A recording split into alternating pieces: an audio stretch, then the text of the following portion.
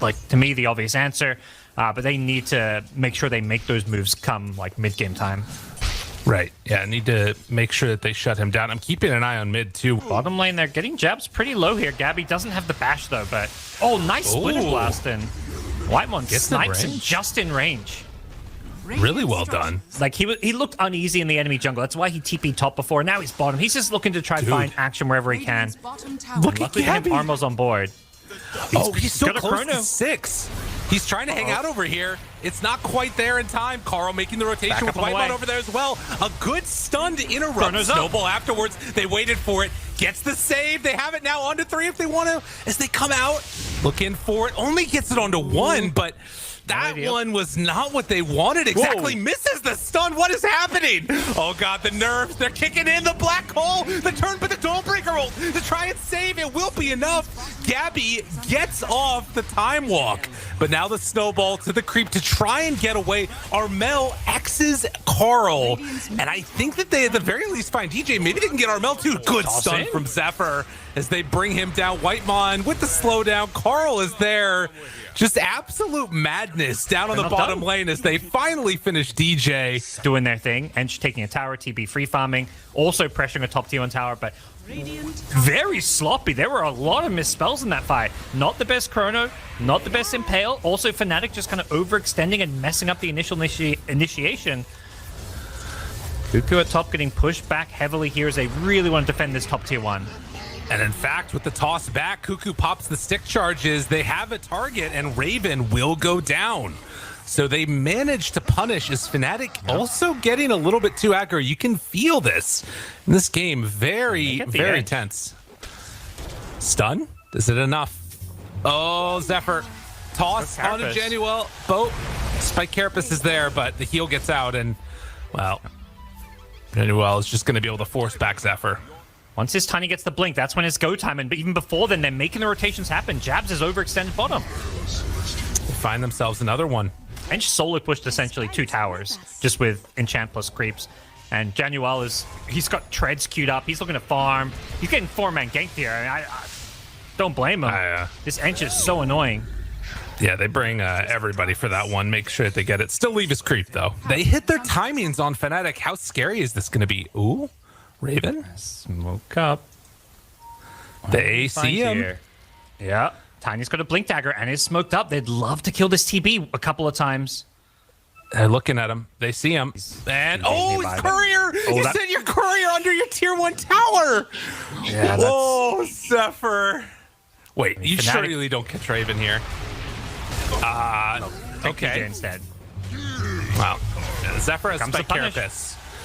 And won't matter. Cold Embrace is going to buy some time, but he's eventually going to die. Yeah. I mentioned Fnatic are remembering how to play against Nyx. Perhaps it's the Nyx Zephyr who's kind of forgetting some of the little things you have to do as a Nyx assassin. When you're behind enemy lines like that, you got to micro that courier. Not having the sharpest game. Top lane Black Hole. They've got the Dawnbreaker. Is it enough though? Oh, looks like it.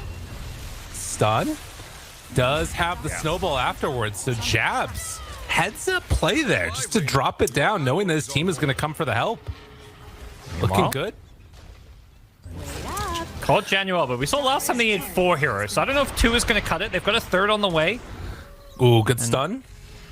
And he can't finish his swing. How's that an attack? Oh no! Oh, Carl, you're never going to finish that punch. He has another avalanche.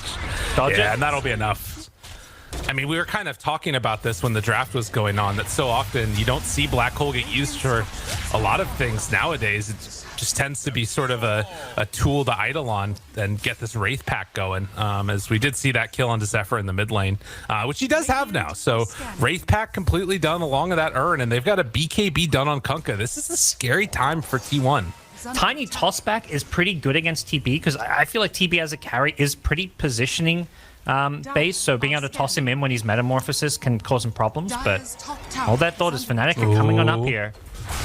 Gotta be careful. Avalanche, Dawnbreaker ulti right on top. Can they kill him in time? They gotta watch out for that black hole. The snowball and the turnaround. It's a big one, but the chrono comes out first. It connects on the whole team. Oh no, they're setting up for the black hole. He doesn't manage to get it off. Raven, though, beating down Whitemon, finds one kill. Carl tries to toss away the TB, and, well, Cuckoo is going to barely get the TP out.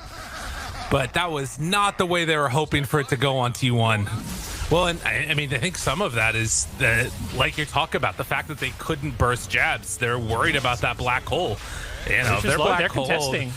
Zephyr, he's there. Cold Embrace. Roche, not quite low enough yet. Armel, he saved that BKB that entire time.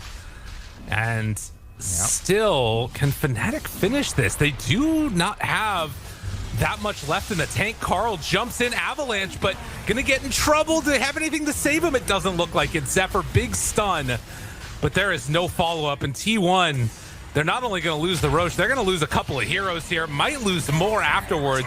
Have to jump away. Both Carl and Cuckoo going down.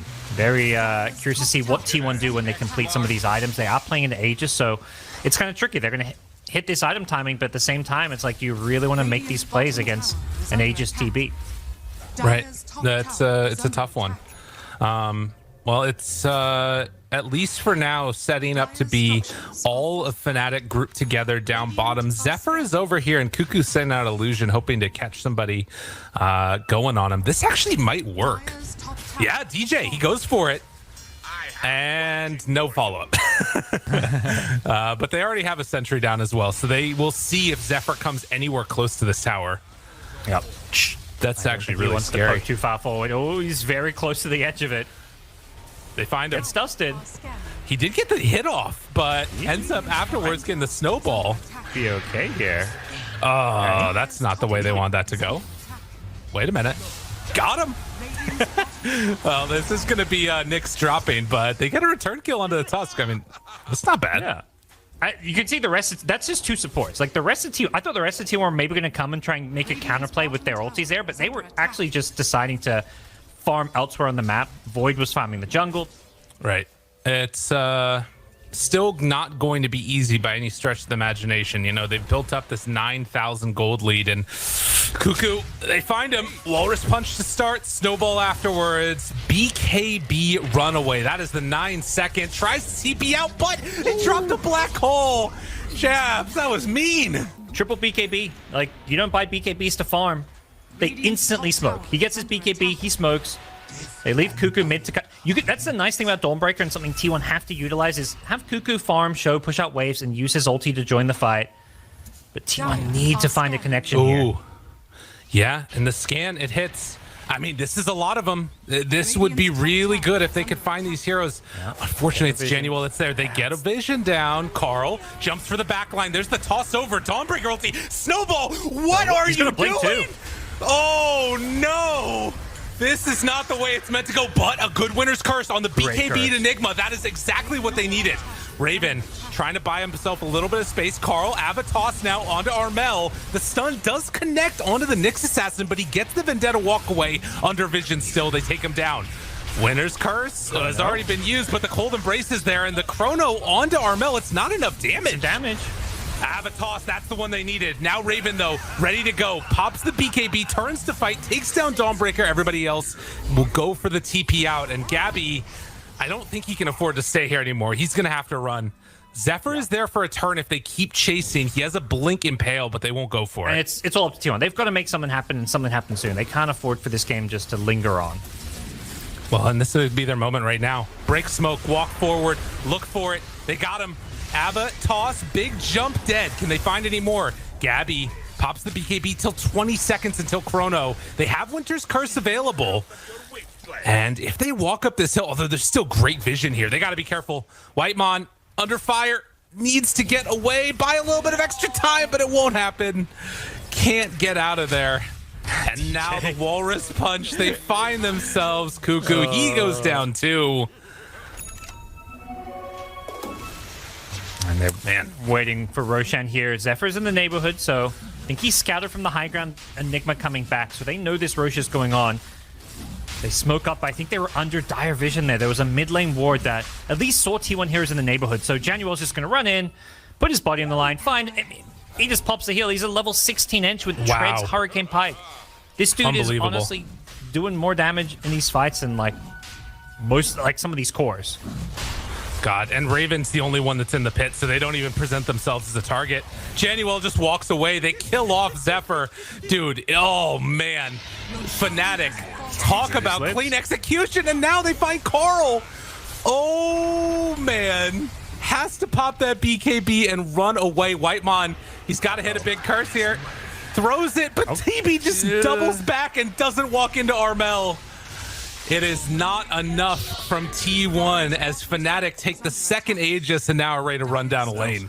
Not the ideal time to maybe get a fight to close the game, but I think that honestly just goes to show how confident and how far ahead Fnatic are that they're just going to smoke without a Metamorph. Demon's heal, DD pop, turn now, looking for the punch. Where's the save? Well, oh, that is not the way it's supposed to go. Boat and the Winner's Curse at the same time. Ava toss, but the BKB out. DJ, he walks away. There is nothing for them here in the BKB. He kills off Zephyr. This Nyx assassin has not found a way for him to have a game so far, and Fnatic set their sights on the last tier 3 tower as another round of dead Gabby and Fnatic just clean up. Yeah, just very solid, clean game. I think they never felt pressure at any point. It's one of those games where you can look at the kill score up top and be like, oh yeah, T1 made some moves. They got some kills going. Carl's 4, 2, and 5 on the Tiny. No one fed that much, but it's just like there wasn't any like purpose. They weren't getting objectives when T1 made these moves, and they were just getting so heavily outfarmed. Yeah, I mean, that's always going to be the big problem. I feel like Fnatic have the kind of draft that can, I mean, regardless of what T1 picked, just, overrun things. Beastmaster T8. Trying to set up for a kill here. Pulls back one onto Cuckoo. Zephyr playing a little bit of interrupt, but not enough. All right. Again, Fnatic with the